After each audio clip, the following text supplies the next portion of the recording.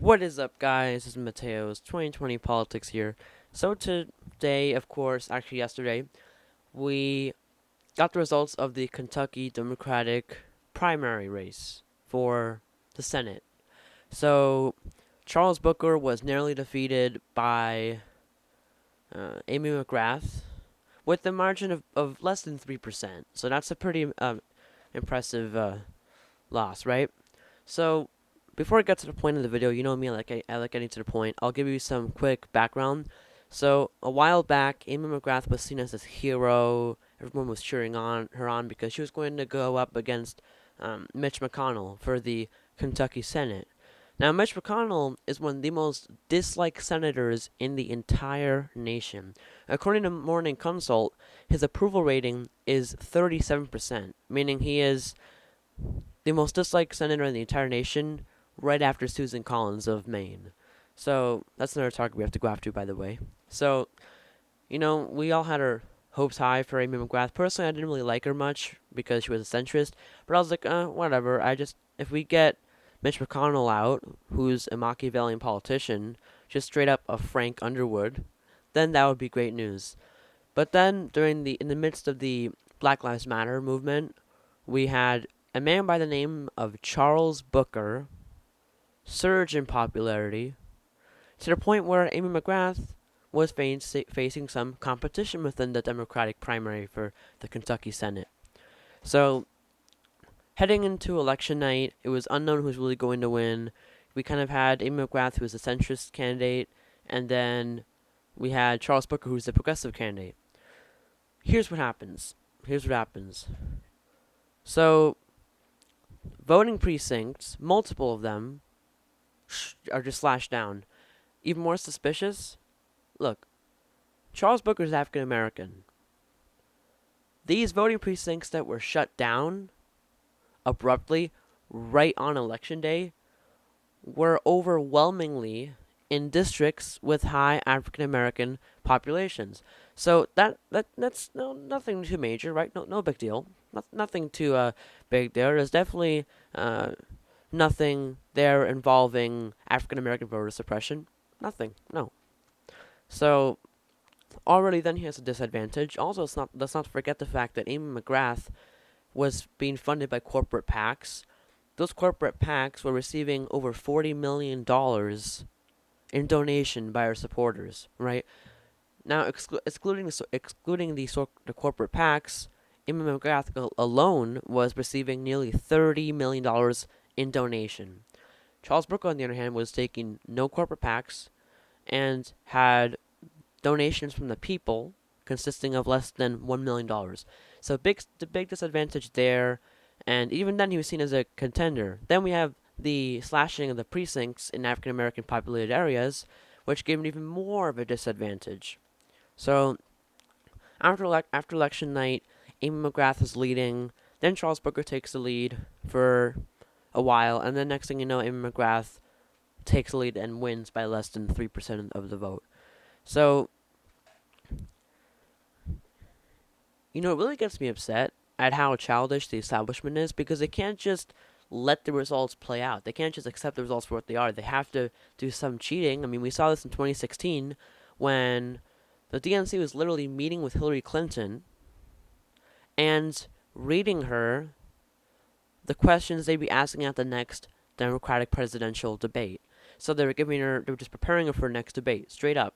They were also holding the debates involving Bernie Sanders and having them occur right on holidays when nobody would be tuning in. So it's just, classic establishment corruption behind the rooms playing out during an election.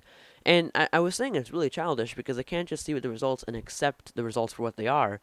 It's because they fear the progressives. They know if they did nothing and they stood back to let the actual people vote, progressives would dominate. So they have to resort to these cheat tactics. And that's exactly what happened here with the African American voter suppression in Kentucky. So,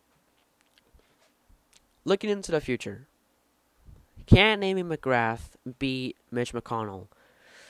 I don't think so. No. Because although Mitch McConnell is a pretty disliked politician, his approval rating is lower than Donald Trump's. And if your approval rating is lower than Donald Trump's, then you may as well say you're done. But let's not forget the fact that he's very powerful. Republican voters tend to be quite partisan, so even if they don't like who they're voting for, as long as they're Republican, they'll vote for them as long as they're going against the Democrat, right? The Democratic nominee. So, yeah, while he is pretty disliked and he kind of lacks charisma, he is a very powerful Republican who is in a very red state. So already then, any Democrat would have a disadvantage. In fact, I'm not even sure Booker could have defeated him. Although, what I can say with certainty is that Charles Booker would have had a better shot at beating Mitch McConnell than Amy McGrath. Why? Because Amy McGrath is just your classic corporate Democrat. You know, she takes corporate PACs, is against Obamacare. Sorry, no, whoa, for Obamacare, other way around. She's against Medicare for all. And she, at one point, even said that if she were in the Senate, hear me out, I'm not exaggerating, I'm not messing up her quote. She said if she were in the Senate, she would have voted to approve of Judge Brett Kavanaugh's nomination to the Supreme Court. So just your classic corporate Democrat run by the establishment to kind of run to the right to appeal to them. Classic, right? So I don't think she can. No, I don't think she can really defeat Mitch McConnell, because what happens is the tactic is to move to the center to appeal to moderate Republicans. First of all, you're not going to, because Republicans are really partisan, especially during the Donald Trump era. They'll support Mitch McConnell until the end, as long as he's running against a Democrat. So, in addition to that, another problem is that you're also abandoning your own base. You're abandoning your own Democratic Party. Like, what are you doing?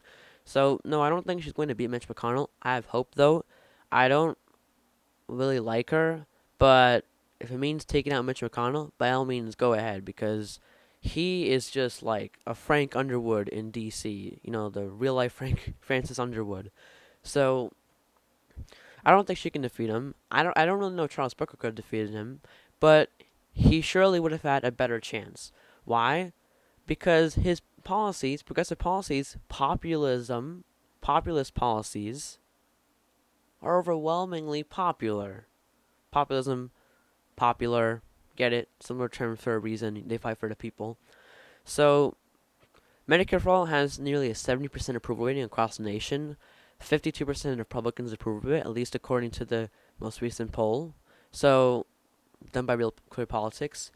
So, it definitely is clear to me, at least, that Charles Booker could have had a shot against beating Mitch McConnell. I would have said it'd be a 50-50 chance, because while Mitch McConnell is powerful and he's in a deep red state, Charles Booker, a populist, would have had popular policies. With Amy McGrath, I'm not sure if that's really the case. You know, I'd say she has probably a 40% chance of beating Mitch McConnell. I don't think she can pull it off, though. You know, it's really upsetting, the era we're in, where, as I mentioned earlier, the establishment sees progressives as a threat, so they just try to suppress them. If this keeps going on, then the Democratic Party is going to continuously lose elections over and over and over again until they possibly collapse. Because if Democrats keep running on private insurance and against Medicare for all, they're basically alienating the majority of the nation, or the majority of whatever they're running in. So, clear as day, Charles Booker would have won the race if he hadn't been just fought against by the corporate PACs and if there wasn't any voter suppression. So, see you guys later, and bye.